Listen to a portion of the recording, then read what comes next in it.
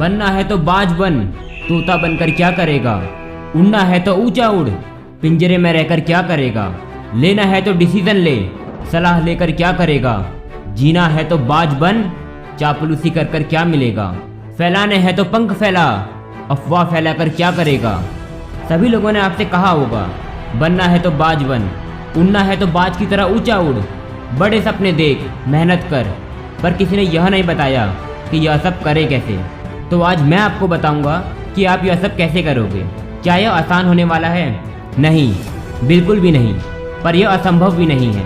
आपको सबसे पहले बाज के एटीट्यूड को अपनाना होगा। Attitude of an eagle. Eagle के माइंडसेट को समझना होगा।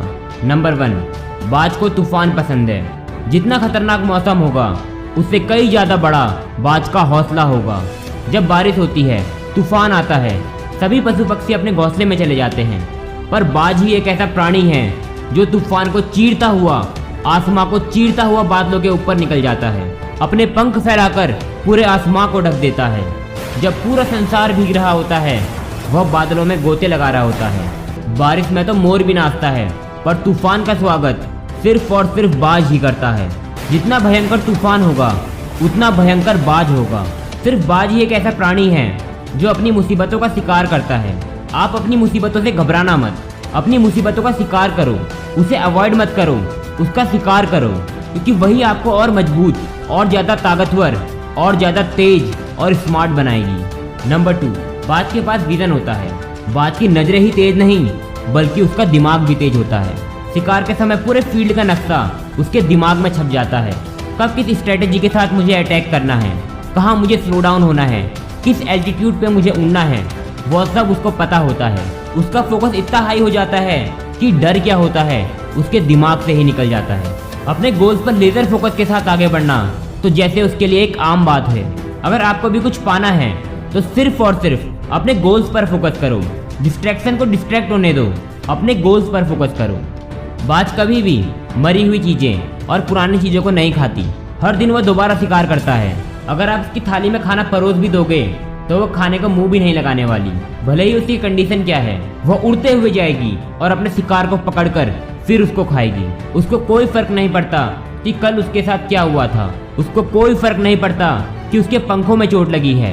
उसको कोई फर्क नहीं पड़ता कि उसका पंजा दर्द हो रहा है। सीधी बात बोलूं तो बाज को प्रेजेंट में रहना ज़्यादा पसंद है। वो जिस भी कंडीशन में है वो उसको ओवरकम करती है, और यही एटीट्यूड उसे सभी प्राणियों से अलग करती है। कल क्या हुआ आपको उससे कोई मतलब नहीं रखना चाहिए। उस बात को भूलकर आगे बढ़ो। आपकी अभी पूरी जिंदगी बाकी है। कब तक याद करोगे अपना बीता हुआ कल? आने वाले कल के बारे में कुछ सोचो। इस पूरे ब्रह्मांड में सिर्फ 2 ही ऐसी चीजें हैं जो आपको खुश और आगे बढ़ने से रोकती है, और वह है बीते हुए कल में जीना और दूसरों के हिसाब से जीना। बाज कभी भी ऐसा नहीं करती।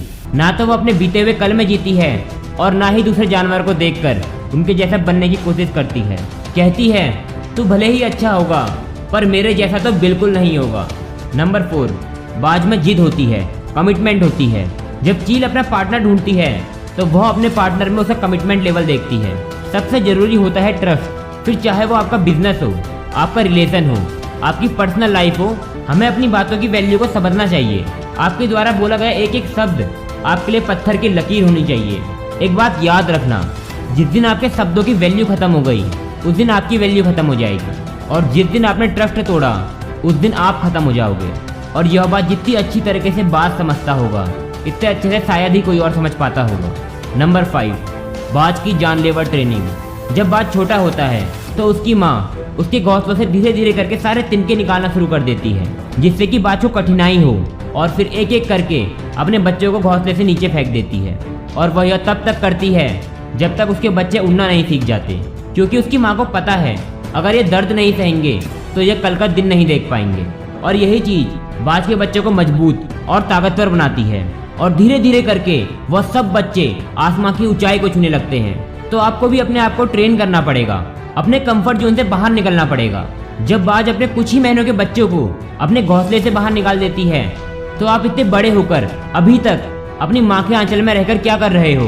बाहर निकलो, यह दुनिया देखो। यह दुनिया पूरी बदल गई है, धोखेबाजों से भर गई है, और जब तक आप मुसीबतों का सामना नहीं करोगे तब तक आप इस दुनिया में सरवाइव नहीं करोगे। नंबर 6, बाज अकेला उड़ता है। जो अकेला उड़ता है सबसे मजबूत पंख उसके होते हैं। कभी भी अकेले उड़ने से डरना मत, अकेले चलने से डरना मत। सच्चाई तो यह है कि लोग आपके सपनों की इज्जत नहीं करते, वह कभी भी आपको सपोर्ट नहीं करेंगे। और इतना ही नहीं, यह दुनिया धोखेबाजों और नकारात्मक इंसानों से भरी हुई है। और अगर आप उनको अपने सपनों के बारे में बताओगे तो वह आपको रोकने की कोशिश करेंगे, वह आपको नीचे दिखाने का प्रयास करेंगे, वो आपके सपनों को समझ नहीं पाएंगे।